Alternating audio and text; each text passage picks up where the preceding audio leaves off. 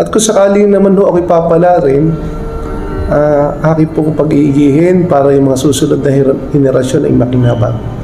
So ganun lang po kasimple. Kung bibigyan po ako ng pagkakataon bilang gobernador, pag-iigihin ko po, ipakikita ko na may iiwanan akong legacy sa lalawigan ng Batangas, sa probinsya ng Batangas.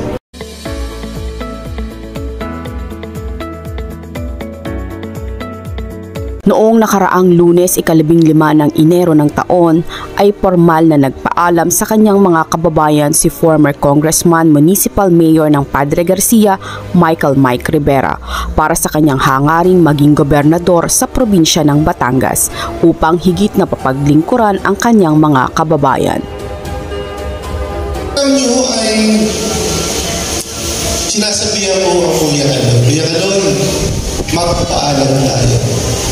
Magpaalam tayo sa ating kababayan kasi lalaban tayo sa isang eleksyon. Kailangan alam ng taong bayan na tayo ay opisyal na nagpaalam.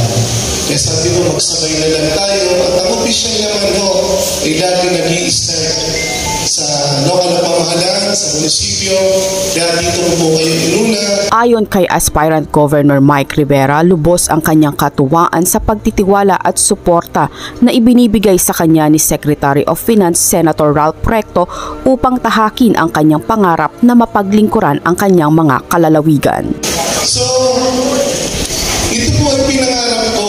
Pinangarap ko maging, sabi ko, ito ay isang karangalan o PG na ikaw ay may konsidera ni Secretary Ralph Recto bilang panlaban na gobernador.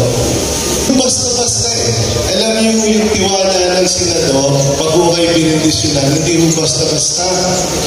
Ang dami nung na nagsasabi na sila ilagay bilang gobernador, ang dami nung nakikiusap na sana sila na-endorso, pero siguro ay ititinadhana. Ibig sabihin ko, may nakitang kakaiba ang senador, ang sekretary ng ating national government sa akin. Sabi niya nga, sige Mike, lumaban ka na lang. Lumaban ka na lang. So, yung isang pagpapatunay na tayo may kakayanan. Ano? Pangarap ko talaga ito. Pangarap ko ito. Pangarap ko maging gobernador. Pangarap ko mapalabang bilang gobernador. Sabi ko, pag may awa ang Diyos sa aking naging gobernador, kung ano ang ginawa natin sa bayan ng Padre Garcia, ay gagawin din natin sa buong probinsya.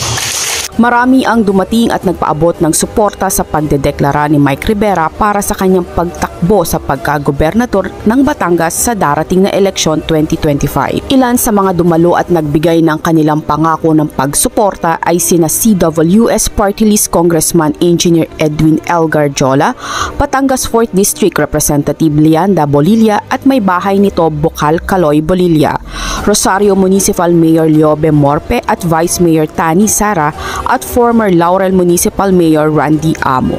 Senator Recto, Secretary EG, ang tawag po sa akin EG Edwin Garjola, kapag ang suporta mo magpangako sa akin ay itinuro ko sa isang taong karapat-dapat, anong gagawin mo? Kahit kung sinong ituro ninyo, basta sinabi mo, Secretary Recto, doon po ako tutulong. Gusto ko talagang maramdaman ang ng pagmamahal ng Garciano at kung galing tayo kasaya na baka sakaling hindi lamang congressman, hindi lamang bukal ang manggaling sa bayan ng Padre Garcia, baka magkaroon na isang gobernador, karangalan ng ating. Asahan niyo, kapwa ko Garciano, ang laban namin ni Mike, laban din ng bawat isang Garciano. Ang Padre Garcia ang inanak ng bayan ng Rosario. No? Kaya ang anak hindi pwedeng pabayaan ng tatay. Alam niyo yun, ha? Pag anak, hindi pwedeng pabayaan ng tatay. Pero kung ano man iyong kapasihan, ano man desisyon, kami nasa likod mo. Kaya kami sa bayan ng Rosario, siyempre, saan pa kami sasama, hindi sa anak na, ay kapitbahay pa.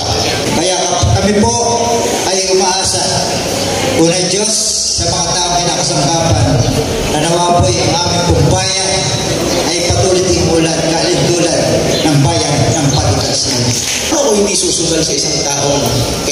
komunidad.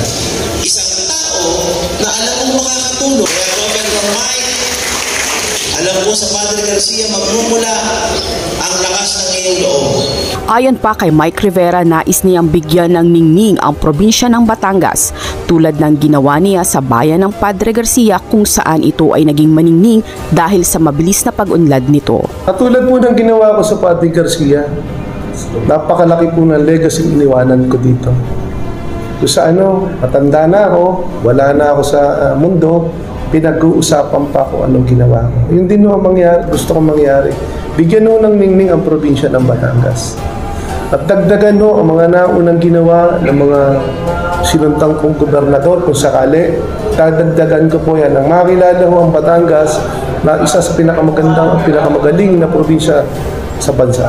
Swiling po ito. Alam niyo, isang gobernador, destiny ho ito. Hindi ho ito ginagawa ng isang tao. Una, nanggaling muna sa taas ang mga sign, ang signal, kung lalabang o hindi. Kasi ang isa kong magdeklara bilang gobernador, napakahirap po ito. So inaasahan po namin ito na lalo na naman kababayan ko sa bayan ng Padre Garcia, inaasahan po namin ito. At kayo naman ho ay umasa sa mga kaibigan ko punta kami dyan, na kung sakali naman ho ako'y mananalo, pag-iigihin ko na hindi ho kami mapahiya. At yung inaasahan po ng napakaraming tao, ng kababayan, ibibigay ko po ang magandang servisyo.